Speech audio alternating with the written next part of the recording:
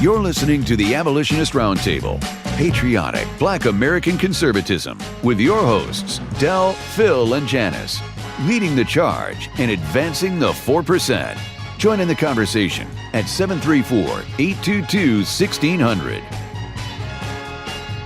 Good morning. Thank you so much for staying with us. This is Art of Michigan. I'm Janice Daniels. I'm sitting here with my illustrious co-hosts, Phil Stargell and Del Marsh. And we have on the line this morning a gentleman named Dick Manasseri, who belongs to the Southeast Michigan 912 Project. And he has enlightened us on a very important issue called the Refugee Resettlement Plan. Now, the Refugee Resettlement Plan is an outgrowth of a act that was signed into law in 1980 by then President Jimmy Carter. And this was in response to the Vietnam War and effective resettlement and absorption of refugees for humanitarian concerns. It has now gotten to be a program that's on steroids, as we call it, and it is now being used to bring into this country people who we don't know have any interest in becoming Americans, have any interest in following our Republican form of government. And we're very concerned about this. We've kept Dick on the line. I believe Phil is going to ask him another question. Hold on a minute, Phil. Let me get Dick on the line. Dick, are you with us? I'm here, yes. Good. Yeah, just a quick, just a comparison. You notice how these laws that come up, if they benefit the socialist type adherence to the UN and the one world government, these programs continue to enlarge and get bigger and just absorb, our economy. But this is the thing. Have you ever heard of the Real ID law? Go ahead and tell me a couple things about it. Probably I've heard about it, but maybe under another name. Yeah, it primarily was put into place in 2005. And what it was for to disencourage illegals from getting driver's license. Mm-hmm. And you see now that illegals somehow have managed to get driver's license, and states are even now allowing them to vote, regardless of whether they have. But the idea of it is this law is 10 years old and has never been fully implemented.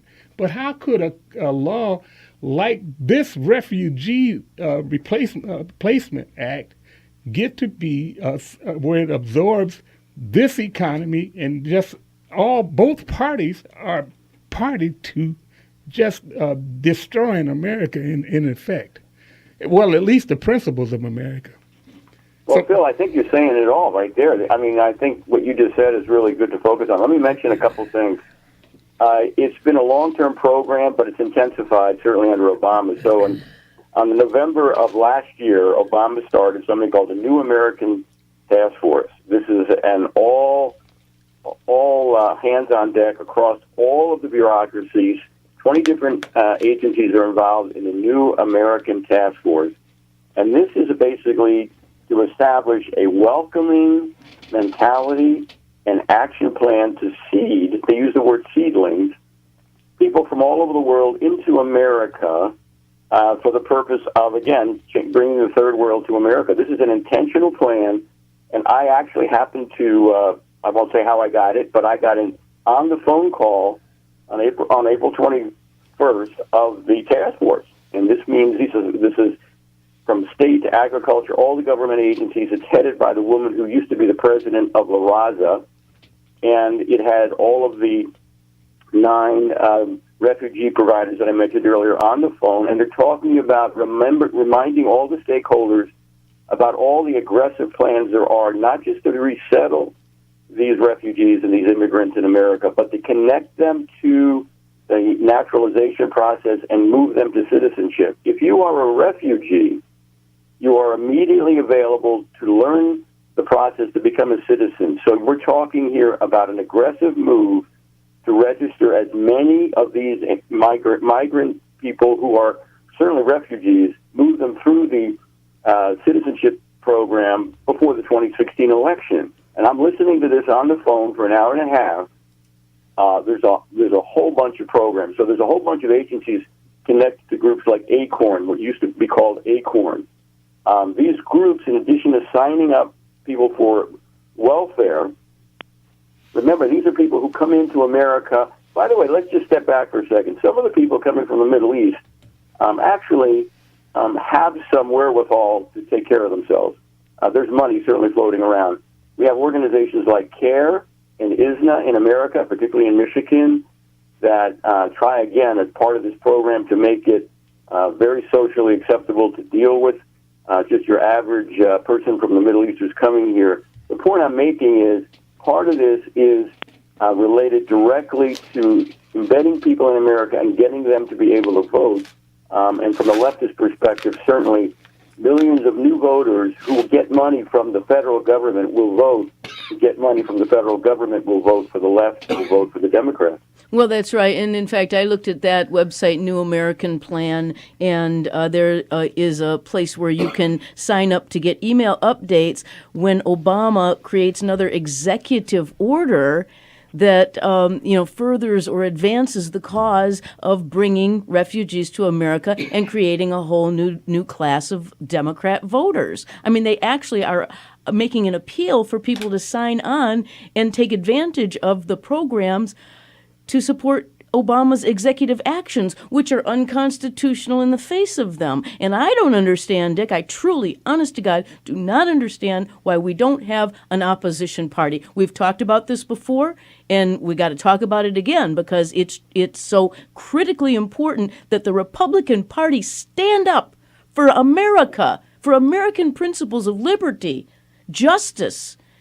equal rights under the law. This has gone a little bit too far, Dick. I think you would agree with me. In fact, I would like to say that Michigan is one of the 5 states with the largest refugee populations. Texas is the first, California is the second, New York is the third, Michigan is the fourth, and Florida is the fifth. And the stats for 2014 are that a little over 4,000 refugees came into Michigan, and at that pace, we are looking to get 40,000 additional refugees in the next 10 years compared to the 29,000 that we received in the last 10 years.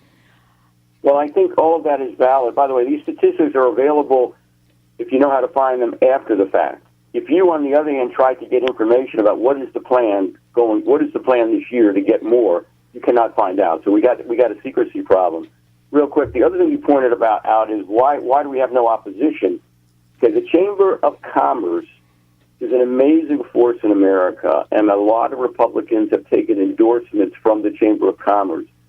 So we have certainly lots of Republican leaders in Michigan, from the governor on down to your representatives, et cetera, who are proud to be endorsed by the Chamber of Commerce. The Chamber of Commerce wants cheap labor.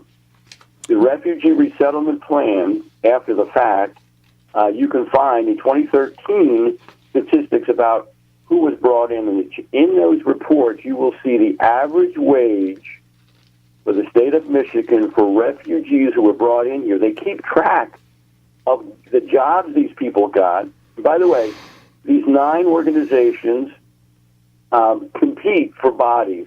They have to provide plans about why you should come to their agency for the State Department to give them refugees to put into Michigan or anywhere else. One of the ways they compete is to demonstrate that they can get jobs for people, and they keep track of the average wage. So clearly somebody's watching the average wage to make it as low as possible as an attraction for why you should work with a particular agency. So my point here is, from a middle class, from a working community, it's not necessarily a good news. But the fact that the governor of Michigan and the Chamber of Commerce want this to work is directly related to the notion of cheap labor, and something that the average citizen should be concerned about, because we are lowering the average wage by moving these hundreds of thousands of people into America, and we're paying for it. That's insane, Dick. I want to go back to Ann Cochran's nice YouTube. Derek, could you play clip 2, please? As the years have passed, I've become increasingly alarmed by the percentage of problematic Muslim refugees admitted and distributed around the U.S. through this program. By the way, the Refugee Resettlement Program is not the only one used for legally admitting Muslims, but it is one of the most important.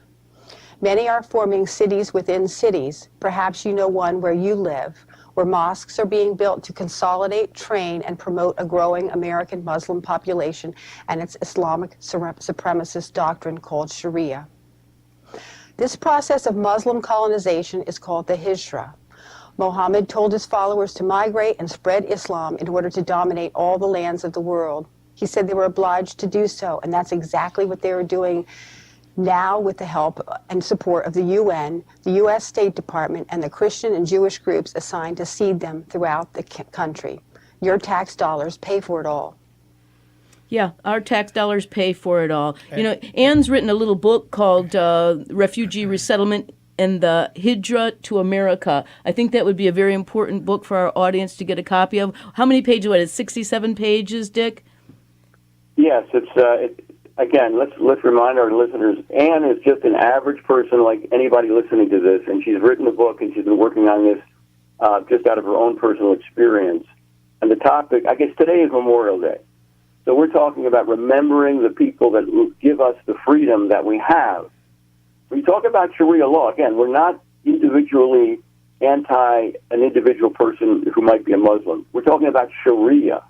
Sharia is a direct confrontation with the United States Constitution. You are not free under Sharia. And if you look at the volume of immigration, largely Muslim-driven, into Michigan, and Michigan is a magnet, and into the rest of the country, we're talking about a jihad through migration. Right. And as you know from Europe, this is a serious problem. You can look at Europe and see how migration is changing the face of Europe in terms of having lots of no-go zones, areas where there are tribunals for Sharia law. I can share with you, I know it for a fact that there's a tribunal for Sharia law that's attempting to be set up in Texas. And we've had incidents in America where Sharia laws, where actually our American judges will allow Sharia law to enter into a case, which is unbelievable. So on Memorial Day, we should be very concerned about Sharia law entering the country, and as the migration happens, Sharia law becomes a genuine problem, and it's something we should be really, really concerned about.